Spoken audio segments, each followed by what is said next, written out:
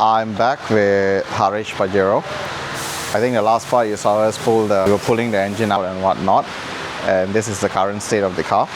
So yeah, it's all emptied out. However, I'm super happy because when we took apart the engine, what I found was basically his engine had never been opened before.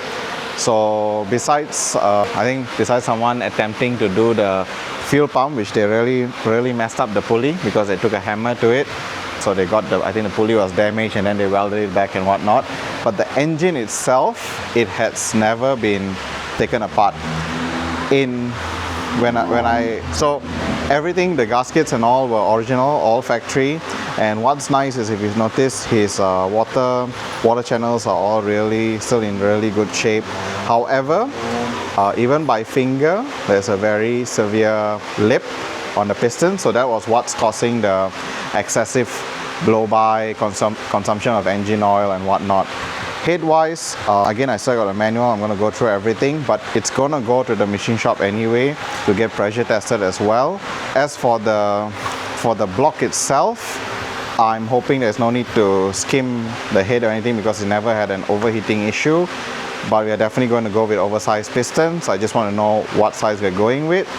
And why am I so happy when things have not been taken apart? It means that I can look back at factory tolerance. But more importantly, if it is messed up from now onwards, it's my problem. So I'm the one who would have been the one who messed it up.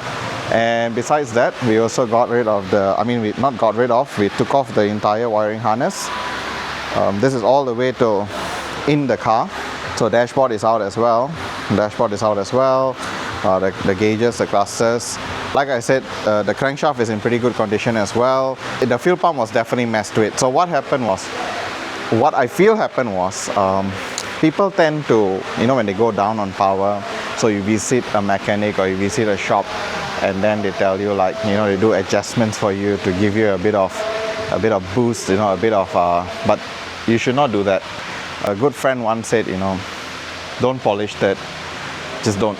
So this was something that was done. Somebody adjusted the advance of fuel pump, probably to try to give it a bit more. But all you do is just make the wear of an already worn engine even more. And another thing, unfortunately, that was touched, like people have been in before, is the interior. So not sure what's up with this wording over there. Somebody was really into the cooling coil box, but I can't advise Harish anything quite yet until I've pulled all this out.